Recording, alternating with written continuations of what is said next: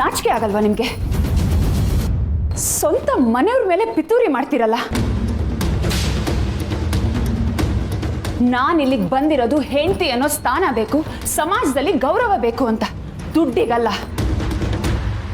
ದುಡ್ಡಿಗಾಗಿ ಆಸೆ ಪಡೋದಿದ್ರೆ ನಾನು ಇಷ್ಟು ವರ್ಷ ಅಜ್ಞಾತವಾಸ ಮಾಡಬೇಕಾಗಿರ್ಲಿಲ್ಲ. ಕೋಟೆ ಮನೆ ಮಗಳು ನೀವು, ಇನ್ಮೇಲಾದರೂ ಅದು ತಕ್ಕಂತೆ ಬಾಳಿ. ಅದು ಜನ್ಮದಲ್ಲಿ ಸಾಧ್ಯ ಇಲ್ಲ ಬಿಡಿ ಪದ್ಮ ಅವರೇ. ಇವಳಿಗೆ ನಾನು ತುಂಬ ಸತಿ ವಾರ್ನಿಂಗ್ ಕೊಟ್ಟಿದ್ದೀನಿ, ಆದರೂ ಇವಳು ಬುದ್ಧಿ ಕಲ್ತಿಲ್ಲ. ಹೀಗೆ ಆದರೆ ರಾಯರೇ ಒಂದಿನ ಬುದ್ಧಿ ಕಲಿಸ್ತಾರೆ. ದುಡ್ಡಿಗೋಸ್ಕರ ಬಂದಿರೋ ಹಾಗೆ ಮಾತಾಡ್ತಿದ್ದಾರೆ ನೋಡಿ. ಖಂಡಿತವಾಗ್ಲೂ ಇಲ್ಲ. ನೀವಿವತ್ತು ಕೀರ್ತನ ಜೊತೆ ನಡ್ಕೊಂಡಿದ್ದ ರೀತಿ ನೋಡಿ ನನಗೆ ನಿಮ್ಮ ಮೇಲೆ ಇನ್ನಷ್ಟು ಗೌರವ ಜಾಸ್ತಿ ಆಯಿತು. ನಾನು ನಿಮ್ಮನ್ನು ಮನೆಗೆ ಕರ್ಕೊಂಡು ಬಂದು ತಪ್ಪು ಮಾಡಿಲ್ಲ ಅನ್ನೋದು ಇನ್ನೊಂದು ಸತಿ ಸಾಬೀತಾಗೋಯ್ತು. ಥ್ಯಾಂಕ್ ಯು ಪದ್ಮ ಅವರೇ. ಕೀರ್ತನ, ನೀನು ಬೇರೆಯವ್ರಿಗೆ ತಲೆ ಕೆಡಿಸೋ ಪ್ರಯತ್ನ ಮಾಡೋದಕ್ಕಿಂತ ಮುಂಚೆ ಕೆಟ್ಟಿರೋ ನಿನ್ನ ತಲೆನ ರಿಪೇರಿ ಮಾಡು. ಅದು ಸರಿಯಾಗೋವರೆಗೂ ನೀನು ಉದ್ಧಾರ ಆಗಲ್ಲ.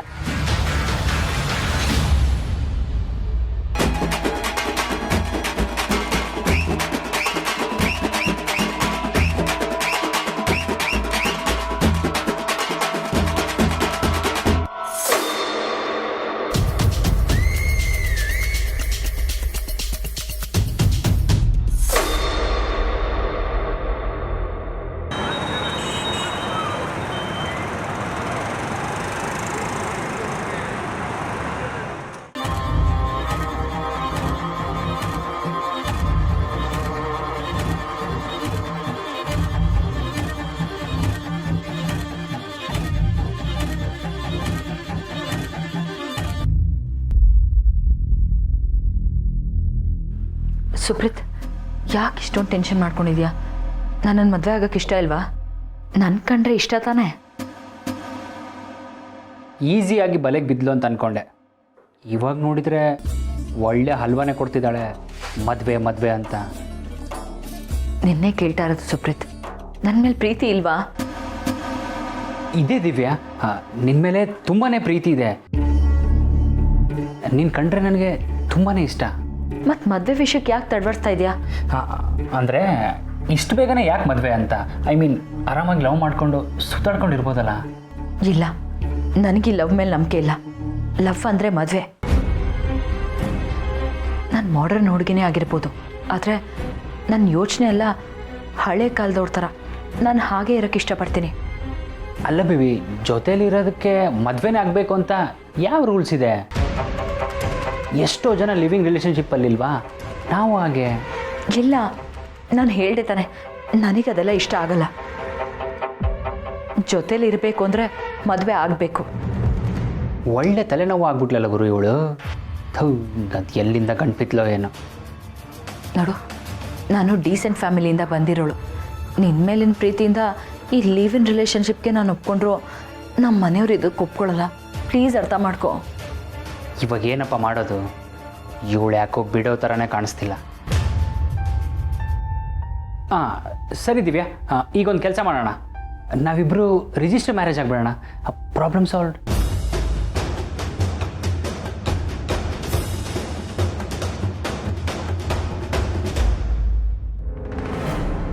ಅಯ್ಯೋ ಬೇಡ, ಒಂದ್ಸಲ ಮಾಡಿದ ತಪ್ಪನ್ನ ನಾನು ಮತ್ತೆ ಮಾಡಲ್ಲ.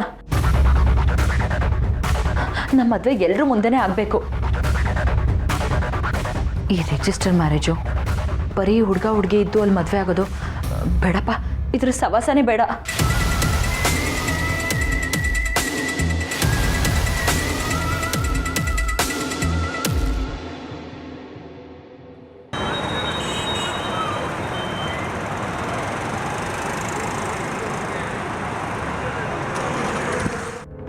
ದಿವ್ಯಾ, ನೀನಿವಾಗ ಏನು ಹೇಳಿದೆ?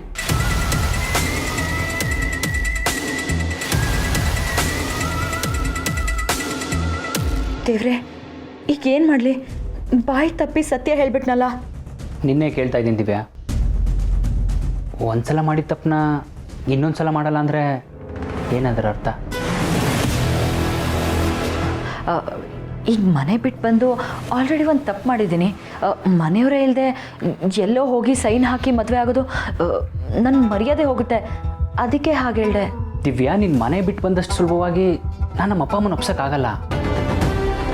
ಅದಕ್ಕೆ ಫಸ್ಟ್ ನಾವು ರಿಜಿಸ್ಟರ್ ಮ್ಯಾರೇಜ್ ಆಗಿಬಿಡೋಣ, ಆಮೇಲೆ ಪೇರೆಂಟ್ಸ್ನ ಒಪ್ಸೋಣ. ಅರ್ಥ ಮಾಡ್ಕೋ. ಬೇಕಿದ್ರೆ ದೇವಸ್ಥಾನದಲ್ಲಿ ಮದುವೆ ಆಗೋಣ, ನಿನ್ನ ಸಮಾಧಾನಕ್ಕೋಸ್ಕರ.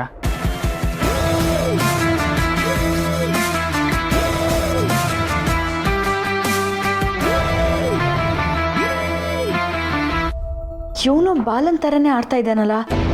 ಇರಲಿ, ಇವನು ದಾರಿಗೆ ತರ್ತೀನಿ. ಇದು ಓಕೆನಾ? ಇಲ್ಲ, ನಾವಿಬ್ಬರೇ ಇದ್ದು ಮದುವೆ ಆಗೋದ್ರಲ್ಲಿ ನನಗೆ ನಂಬಿಕೆ ಇಲ್ಲ.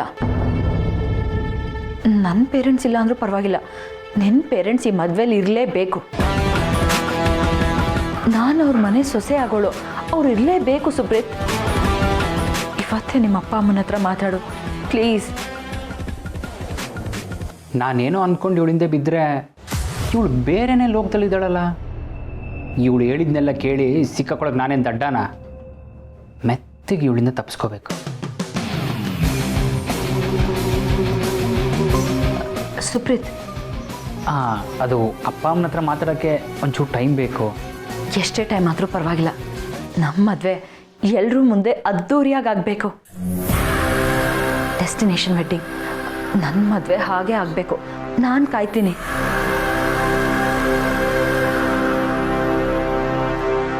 ಸರಿ ಬೇಬಿ, ಇದ್ರ ಬಗ್ಗೆ ನಾನು ಯೋಚನೆ ಮಾಡ್ತೀನಿ.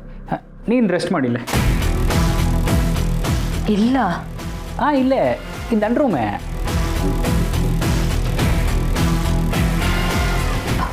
ಸಾರಿ ಸುಬ್ರತ್, ಇನ್ನು ನಾನು ಈ ರೂಮಿಗೆ ಕಾಲಿಡೋದು ನಮ್ಮಿಬ್ಬರು ಮದುವೆ ಆದಮೇಲೆ. ಪ್ಲೀಸ್ ಬೇಗ ಮದುವೆಗೆ ಅರೇಂಜ್ ಮಾಡ್ಕೊ.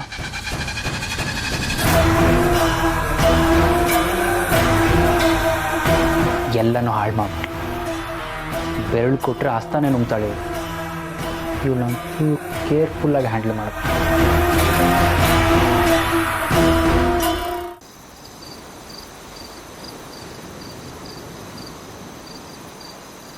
ಮಾತ್ರೆ ಎಲ್ಲ ಕರೆಕ್ಟಾಗಿ ತಗೊಂಡಿದ್ದೀರಲ್ಲ? ತಗೊಂಡಿದ್ದೀನಿ ಕಣೆ. ಅದಕ್ಕೆ ಯಾಕೆ ರೇಗ್ತೀರಾ? ಅಯ್ಯೋ ರಾಮ, ನೆನಪಿಸ್ದೆ ಅಷ್ಟೇ. ಇನ್ನು ತಗೊಂಡಿದ್ದೀನಿ ಅಂತ ಹೇಳ್ತಾ ಇದ್ದೀರಲ್ಲ. ಆಯ್ತು.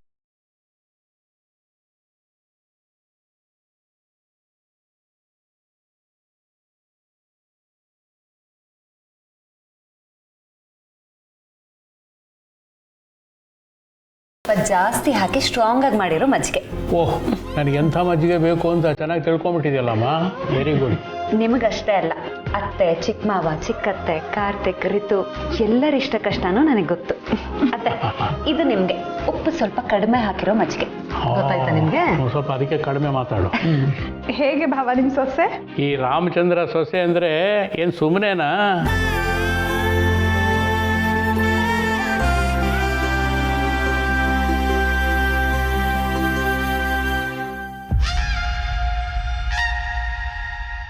ಅಂದಹಾಗೆ ಏನು ಅತ್ತೆ ಸೊಸೆ ಎಲ್ಲ ಸರಿ ಹೋದ್ರು? ಇಬ್ರು ಮುಖನೂ ಒಳ್ಳೆ ಲಕಲಕ ಲಕಲಕ ಅಂತ ಹೊಳಿತಾ ಇದೆ. ಹೌದೌದು, ನಿಮ್ಮ ಸೊಸೆನ ನೀವೇ ಆರಿಸಿದ್ದು ನಿಜ, ಆದರೆ ಅವಳನ್ನ ತಯಾರು ಮಾಡಿದ್ಯಾರು? ನಾನು ತಾನೇ. ಹೌದಾ? ಮತ್ತೆ ಓಹೋ, ಇವಳ ಮೇಲೆ ಎಷ್ಟು ಅಂತ ಮುನ್ಸ್ಕೊಂಡಿರಕ್ಕಾಗತ್ತೆ ಹೇಳಿ? ಅಲ್ವೇ ಮತ್ತೆ.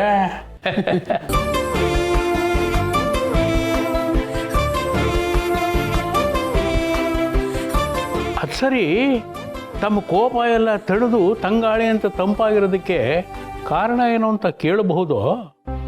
ರಾಯ್ರೆ, ನಮ್ಮತ್ತೆ ಯಾವಾಗ್ಲೂ ತಂಗಾಳಿನೇ, ಕೋಪ ಬಂದಾಗ ಅಷ್ಟೇ ಬಿರುಗಾಳಿ. ಸೊಸೆ ಬೆಂಕಿ, ಅತ್ತೆ ಬಿರುಗಾಳಿ, ಜೋಡಿ ಚೆನ್ನಾಗಿದೆ. ಭಾವ, ಅತ್ತೆ ಸೊಸೆ ಒಂದಾಗೋದಕ್ಕೆ ಆ ದೇವ್ರ ಸನ್ನಿಧಿಗೆ ಹೋಗ್ಬೇಕಾಯ್ತು ನೋಡಿ. ಓ, ಹೀಗೋ ಸಮಾಚಾರ.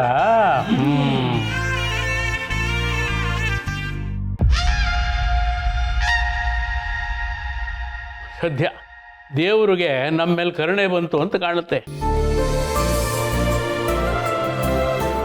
ಗಂಡ ಹೆಂಡತಿ ಜಗಳದಲ್ಲಿ ಕೂಸು ಬಡವಾಯಿತು ಅನ್ನೋ ಹಾಗೆ ಇವರಿಬ್ಬರ ಜಗಳದಲ್ಲಿ ನಾವು ಕೊಟ್ಟ ಪಾಡು ದೇವರಿಗೆ ಪ್ರೀತಿ.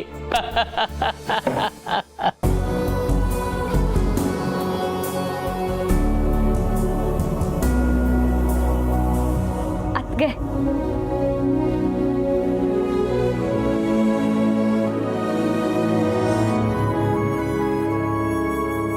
ನಾನು ನಿಮಗೆ ಕೋಪದಲ್ಲಿ ಏನೇನೋ ಬೈದ್ಬಿಟ್ಟೆ. ಐ ಆಮ್ ಸಾರಿ ಅದಕ್ಕೆ. You have to forgive me. Ritu, ನಾನು ಕೋಪ ಮಾಡ್ಕೊಂಡಿದ್ರೆ ಅಲ್ವಾ ನಿನ್ನ ಕ್ಷಮಿಸೋದಕ್ಕೆ. ಅಬ್ಬಾ, ನನಗೆ ಈಗ ಸಮಾಧಾನ ಆಯಿತು. ಈಗ ಎಲ್ಲ ಸರಿ ಹೋಯ್ತು.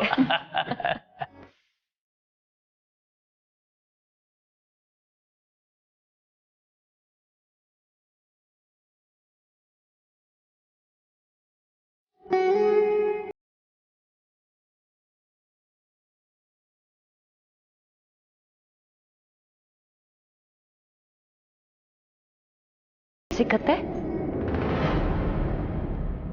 ಯಾಕೆ ಇದ್ದಕ್ಕಿದ್ದಾಗೆ ಒಂಥರ ಆಗ್ಬಿಟ್ರಿ? ಏನಾಯ್ತು?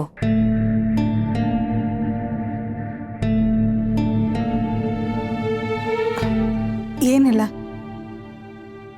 ಪದ್ಮ ಅವ್ರ ವಿಚಾರ ಗೊತ್ತಾದಾಗಿಂದ ನಮ್ಮನೇಲಿ ಎಷ್ಟೊಂದು ರಂಪ ರಾಮಾಯಣ ಆಯ್ತಲ್ಲ, ಅದ್ರ ಬಗ್ಗೆನೇ ಯೋಚನೆ ಮಾಡ್ತೈತೆ.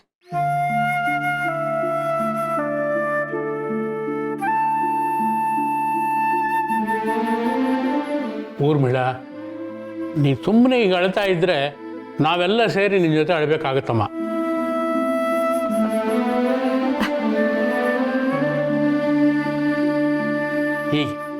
ಹೀಗೆ ಯಾವಾಗಲೂ ನಗುತ್ತಾ ಇರಬೇಕು, ಗೊತ್ತಾಯ್ತಾ?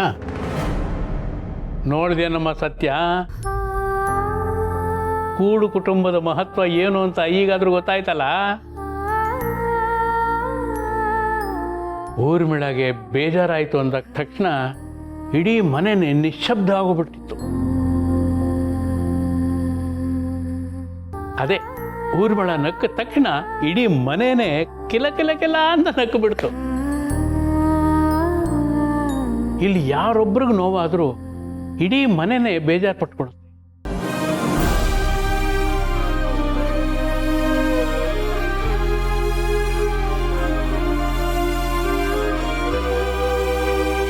ಯಾರೊಬ್ಬರು ಸಂತೋಷ ಪಟ್ಟರು ಇಡೀ ಮನೆನೇ ಸಂತೋಷವಾಗಿರುತ್ತೆ. ಇದೇ ಅಲ್ವಾ ರಾಯರೇ ಜಾಯಿಂಟ್ ಫ್ಯಾಮಿಲಿಗಿರುವಂಥ ಶಕ್ತಿ. ಇಂಥ ಕುಟುಂಬದಲ್ಲಿ ನನಗೊಂದು ಜಾಗ ಸಿಕ್ಕಿದೆಯಲ್ಲ, ಅದೇ ನನಗೆ ನೆಮ್ಮದಿ. ನಾನಂತೂ ಆ ಪದ್ಮನ ಎಷ್ಟು ಗೋಳು ಹೊಯ್ಕೊಂಡ್ಬಿಟ್ಟೆ. ಈಗ ಅದನ್ನೆಲ್ಲ ನೆನೆಸ್ಕೊಂಡ್ರೆ ಎಷ್ಟು ಚಿಕ್ಕ ವಿಷಯ ಅಂತ ಅನ್ಸತ್ತೆ. ಹೌದೋಡಮ್ಮ, ನಾನು ಅವ್ರ ಜೊತೆ ತುಂಬ ರೂಡಾಗಿ ಬಿಹೇವ್ ಮಾಡಿಬಿಟ್ಟಿದ್ದೀನಿ. ಒಂದ್ಸತಿ ಅವ್ರ ಹತ್ರ ಸಾರಿ ಕೇಳಬೇಕು. ನೀವ್ಯಾರು ನನ್ನ ಹತ್ರ ಕ್ಷಮೆ ಕೇಳೋದು ಬೇಡ.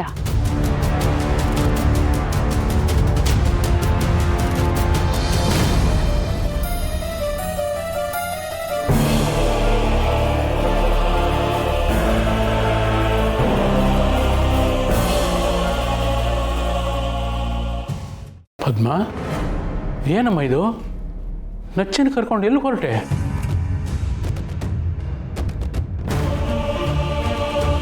ನಚ್ಚಿ, ಯಾಕೋ ಕಂದ, ಯಾಕೆ ಎಲ್ಲಿ ಹೊರಟಿದ್ಯಾ? ಪದ್ಮ, ಏನಿದು? ಇದ್ದಕ್ಕಿದ್ದಾಗೆ ಬ್ಯಾಗ್ನೆಲ್ಲ ತಗೊಂಡು ಎಲ್ಲಿಗೆ ಹೊರಟಿದ್ಯಾ? ಇನ್ನೂ ನಮ್ಗಳ ಮೇಲೆ ಬೇಜಾರ ಪದ್ಮ. ನಿಜ, ನಾವ್ಯಾರೂ ನಿನ್ನನ್ನು ಚೆನ್ನಾಗಿ ನೋಡ್ಕೊಂಡಿಲ್ಲ. ಹಾಗಂತ ಅಯ್ಯೋ, ಯಾಕೆ ಹಾಗೆ ಹೇಳ್ತೀರಮ್ಮ? ಕೂಡು ಕುಟುಂಬ ಅಂದರೆ ಏನು, ಅದರಲ್ಲಿ ಸಿಹಿ ಹೇಗಿರುತ್ತೆ ಅಂತ ನಾನು ಇಲ್ಲಿ ಬಂದೇ ತಿಳ್ಕೊಂಡಿದ್ದು. ನಾನು ಹೊರಗಿನವಳಾಗಿದ್ರು ನೀವು ಯಾರು ಒಂದು ದಿನನೂ ನಂಗೆ ಆ ಥರ ಟ್ರೀಟ್ ಮಾಡಿಲ್ಲ.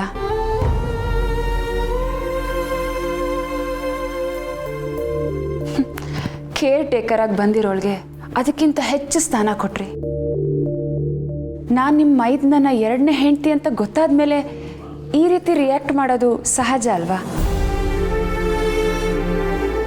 ನನಗೆ ನಿಮ್ಮ ಮೇಲೆ ಹೇಗೆ ಬೇಜಾರಾಗಕ್ಕೆ ಸಾಧ್ಯ ಹೇಳಿ? ಮತ್ತೆ ಎಲ್ಲಿಗಮ್ಮ ಹೊರಟಿದ್ಯಾ? ನಾನು ಈ ಮನೆಯಿಂದ ಆಚೆ ಹೋಗಬೇಕು ಅಂತ ನಿರ್ಧಾರ ಮಾಡಿದ್ದೀನಿ ಅಪ್ಪಾಜಿ.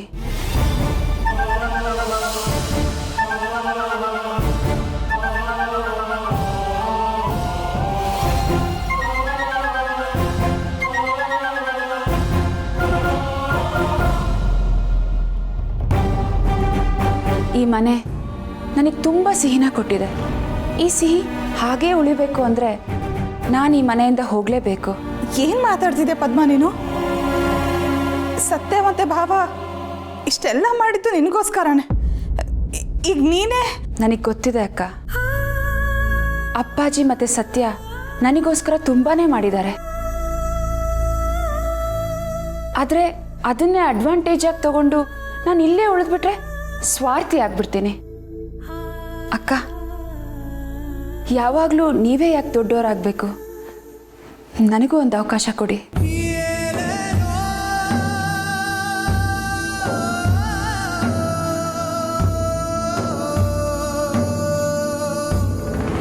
ಬೇಡ ಬೇಡ, ನೀವು ಇಲ್ಲೇ ಇರಬೇಕು.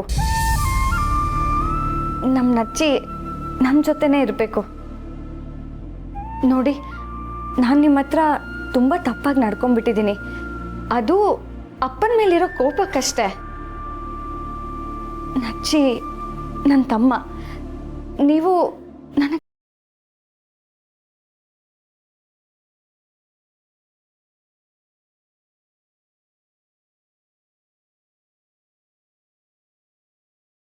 ನನ್ನ ನೀನು ಚಿಕ್ಕಮ್ಮ ಅಂತ ಕರೆದು ನಿಮ್ಮಮ್ಮನ ತಂಗಿ ಸ್ಥಾನ ಕೊಟ್ಟಿಯಲ್ಲ, ಅಷ್ಟೇ ಸಾಕು ರಿತ್ತು. ನಚ್ಚಿ ನಿಂಗೆ ಯಾವತ್ತಿದ್ರೂ ತಮ್ಮನೇ. ನೀನು ಅವನ್ನ ಯಾವಾಗ ಬೇಕಾದರೂ ಕರ್ಸ್ಕೊಳ್ಬೋದು, ಅಥವಾ ನೀನು ಯಾವಾಗ ಬೇಕಾದರೂ ಬಂದು ಅವನ್ನ ನೋಡ್ಬೋದು. ಅದು ನಿನ್ನ ಹಕ್ಕು.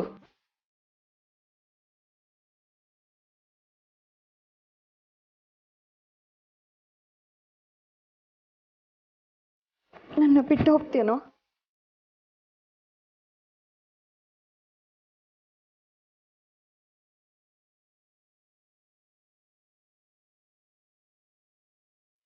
ಪದ್ಮ, ನಚ್ಚಿನ ನನ್ನಿಂದ ದೂರ ಮಾಡ್ತೀಯಮ್ಮ. ಈ ದೂರ ಕ್ಷಣಿಕ ಅಪ್ಪಾಜಿ. ನಾನು ಈ ಮನೇಲಿರಲ್ಲ ಅಂತ ಹೇಳಿದೆ, ಆದರೆ ನಾನು ನಿಮ್ಮ ಮನಸ್ಸಲ್ಲಿರಲ್ಲ ಅಂತ ಹೇಳಿದ್ನಾ? ಈ ಮನೆ ನನಗೆ ತುಂಬ ಕೊಟ್ಟಿದೆ ಅಪ್ಪಾಜಿ. ಎಲ್ಲದಕ್ಕಿಂತ ಹೆಚ್ಚಾಗಿ ಇವ್ರ ಹೆಂಡತಿ ಅನ್ನೋ ಸ್ಥಾನ ಕೊಟ್ಟಿದೆ.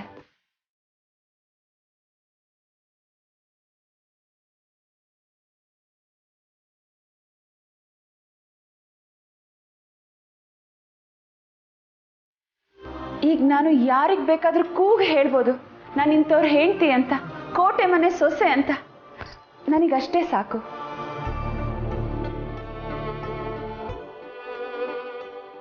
ನಾನು ಬಯಸಿದ ಎಲ್ಲವನು ಈ ಮನೆಯವ್ರು ಕೊಟ್ಟಿದ್ದೀರಾ. ಇದಕ್ಕಿಂತ ಜಾಸ್ತಿ ನಾನು ಏನು ಕೇಳೋದಿಲ್ಲ.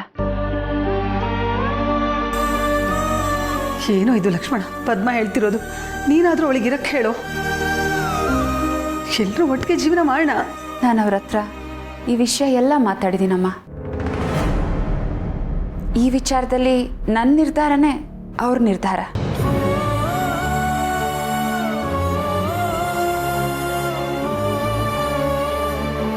ನಾನು ಇವರು ಒಂದಾಗೋ ಟೈಮಲ್ಲಿ ಈ ವಿಷಯ ಇಲ್ಲಿವರೆಗೆ ಮುಂದುವರಿಬೋದು ಅಂತ ಅಂದಾಜೇ ಇರಲಿಲ್ಲ. ಈಗ ಆಗಿದ್ದೆಲ್ಲ ಆಗೋಗಿದೆ. ನಾನು ಇನ್ನು ಮುಂದಕ್ಕೆ ಇಲ್ಲೇ ಇದ್ದರೆ ಸಮಾಜಕ್ಕೆ ತಪ್ಪು ಸಂದೇಶ ಹರಡ್ದಂಗೆ ಆಗುತ್ತೆ. ಮದುವೆ ಆಚೆಗಿನ ಸಂಬಂಧಗಳು ಒಪ್ಪಿಗೆ ಅಂತ ಆಗುತ್ತೆ. ಅದು ಯಾವತ್ತೂ ಸರಿಯಲ್ಲ.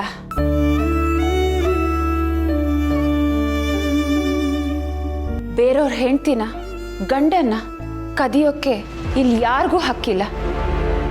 ಮದುವೆ ಅನ್ನೋದು ಒಂದು ಪವಿತ್ರ ಸಂಬಂಧ. ಅದರಲ್ಲಿ ಗಂಡ ಹೆಂಡತಿ ಅಷ್ಟೇ ಇರಬೇಕು. ಮೂರನೇ ಅವರಿಗೆ ಅಲ್ಲಿ ಜಾಗ ಇರಬಾರ್ದಮ್ಮ. ನನ್ನ ಪುಣ್ಯಕ್ಕೆ ನೀವೆಲ್ಲ ಇಷ್ಟು ಒಳ್ಳೆಯವರಿದ್ರಿ, ನಾನು ಬದುಕೊಂಡೆ. ಎಲ್ರಿಗೂ ಕೋಟೆ ಮನೆ ಸಿಗಲ್ಲ ಅಲ್ವಾ? ಹಾಗಿರುವಾಗ ಇಂಥ ಸಂಬಂಧಗಳಿಂದ ದೂರ ಇದ್ರೆ ಎಲ್ಲರಿಗೂ ಒಳ್ಳೆಯದು. ಪದ್ಮ, ನಿಂದು ಬಹಳ ಉದಾತ್ತವಾದ ಧ್ಯೇಯ ತಾಯಿ. ಹೀಗೆಲ್ಲ ಮಾತಾಡಿ ನಮ್ಮ ಬಾಯಿನ ಕಟ್ಟಾಕ್ಬಿಡ್ತಿದ್ದೀಯಮ್ಮ. ಪದ್ಮ, ಹೊರಡ್ಲೇಬೇಕಾ? ಪದ್ಮ, ಹಬ್ಬ ಹರಿದಿನಕ್ಕಾದರೂ ಮನೆಗೆ ಬರ್ತೀಯಲ್ವಾ? ಈ ಕೋಟೆ ಮನೇಲಿ ನಿನಗೂ ಒಂದು ಜಾಗ ಇದೆ. ಖಂಡಿತ ಖಂಡಿತ ಬರ್ತೀನಮ್ಮ. ನಚ್ಚಿಗೆ ನಿಮ್ಮೆಲ್ಲರ ಪ್ರೀತಿ ಸಿಗಬೇಕು, ಅದವನ ಹಕ್ಕು. ಖಂಡಿತ ಅದಕ್ಕಂತೂ ನಾನು ಮೋಸ ಮಾಡಲ್ಲ. ಹಾಗಂತ ಇಲ್ಲೇ ಇದ್ದು ನನಗೆ ನಾನು ಮೋಸ ಮಾಡ್ಕೊಳ್ಳಲ್ಲ.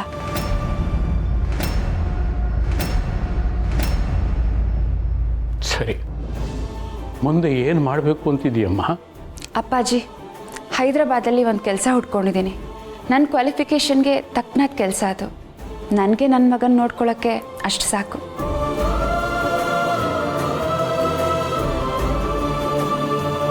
ಜೊತೆಗೆ ನಚ್ಚಿಗೆ ಅಲ್ಲೇ ಟ್ರೀಟ್ಮೆಂಟ್ ಕೊಡಿಸ್ಬೇಕಂತ ಅಂದ್ಕೊಂಡಿದ್ದೀನಿ.